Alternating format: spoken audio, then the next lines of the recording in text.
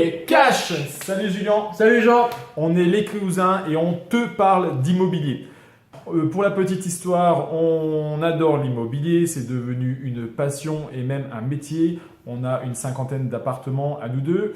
Et dans la vidéo de jour, on va te montrer comment déterminer une bonne affaire d'une mauvaise affaire. Dans une vidéo précédente, on t'a montré les différents moyens pour trouver une bonne affaire. Dans cette vidéo, on va te montrer la détermination entre bien ou pas bien, tout simplement. D'accord. Alors, avant d'attaquer ça, nous, on a une règle fondamentale qui est la règle des 1%.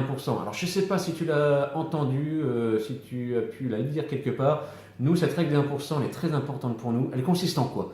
C'est que ton loyer mensuel doit correspondre au minimum à 1% du montant global de ton achat. Et quand on dit global de ton achat, c'est avec les frais, les travaux, frais de notaire. D'accord? Petit exemple, tu achètes un appartement à 40 000 euros. Avec la rénovation et les frais de notaire, il te revient à 50 000. Il faut que tu puisses le louer au moins 500 euros par mois. Si tu as ce ratio, alors si tu es à plus de 1%, il n'y a pas de souci. En général, c'est que les chiffres sont très bons. Mais il faut arriver à ce 1%.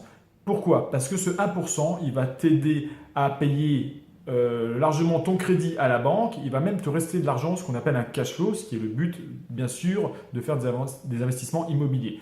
Et ce cash flow, avec la règle des 1%, en général, il t'aide largement à payer ton assurance, tes vacances locatives, ta taxe foncière, les travaux d'entretien, tous les faux frais entre guillemets que tu pourras avoir par la suite et que tu n'avais pas imaginé au début. Donc cette règle des 1%, quand tu débutes, elle est primordiale et même quand tu es expérimenté, voir si un bien vaut le coup ou pas, tu l'appliques et tu vois si tu vas plus loin dans le premier. C'est vraiment la règle de base, 1%.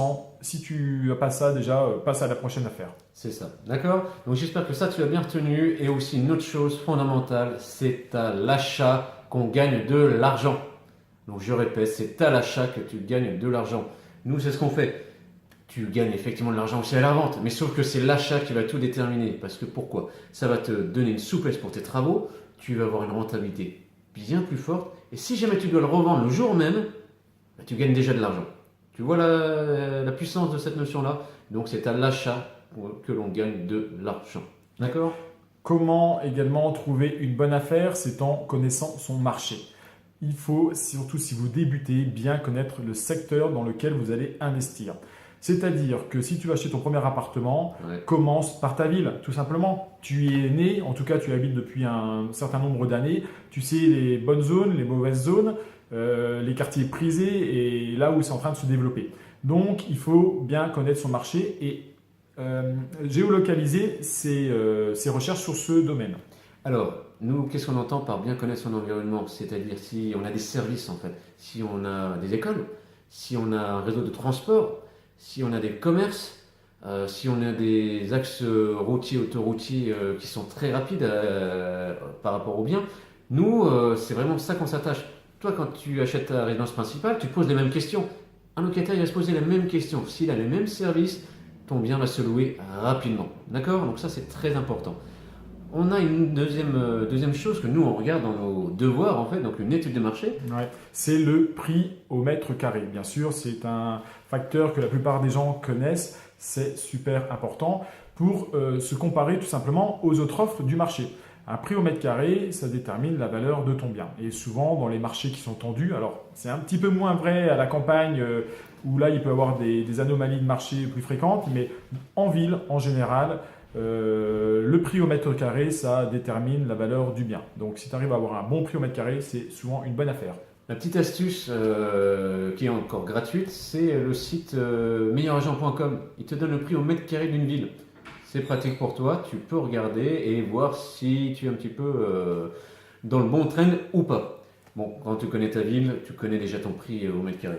Oui, tout à fait. Après, meilleuragent.com, ça peut t'aider quand tu ne connais pas trop le marché et que tu investis dans des villes que tu ne connais pas. Tu peux avoir des prix par ville et même par rue. Donc, ça peut être à utiliser avec des pincettes, mais c'est un outil qui est assez sympa pour Surtout étudier. c'est gratuit, donc utilise-le. Plus tu peux mettre de clignotants verts pour ta décision d'achat, tu les prends. Dernière chose aussi que nous on fait, alors on nous dit toujours que vous poussez loin les gars quand même, bah ouais mais bon, nous c'est l'évolution démographique d'une ville, c'est très important pour nous.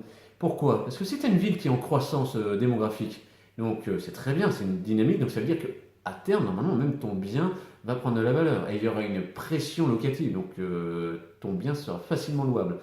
Si ça stagne, bon, tu sais que ça va être une bonne affaire, mais il faut être vigilant. Par contre, si c'est en baisse, là, il faut se poser aussi la question. On utilise, nous, deux sites. Ouais, principalement, on travaille beaucoup avec le site de l'INSEE. Site très intéressant parce que là, tu as des données locales, ville par ville.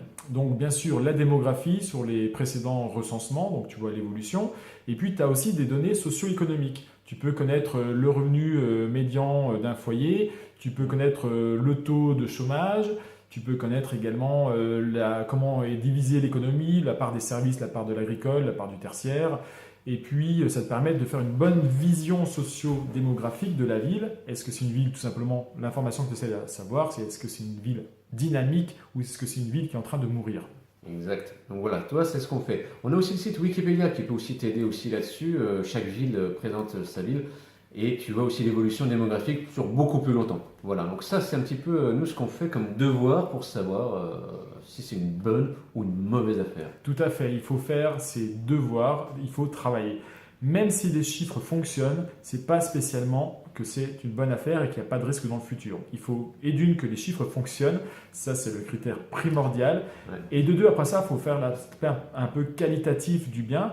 Est-ce que c'est un bien qui a un beau futur? Est-ce que c'est un bien qui va s'apprécier avec le temps? Voilà, donc il faut tout simplement faire ses devoirs et puis étudier les différents marchés. Plus vous faites de devoirs, plus vous connaissez vos différents marchés, vous connaissez différentes villes et vous arrivez à investir.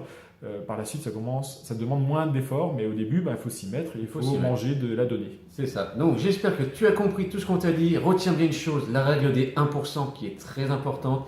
Et surtout, c'est à l'achat qu'on gagne de l'argent. Si tu as aimé notre vidéo, mets-nous un petit pouce. N'hésite pas à t'abonner pour voir les prochaines vidéos qu'on va poster au quotidien. Le but étant de te donner du contenu gratuit. Et puis, écoute, on te dit à très bientôt. N'oublie pas, à très bientôt et cash!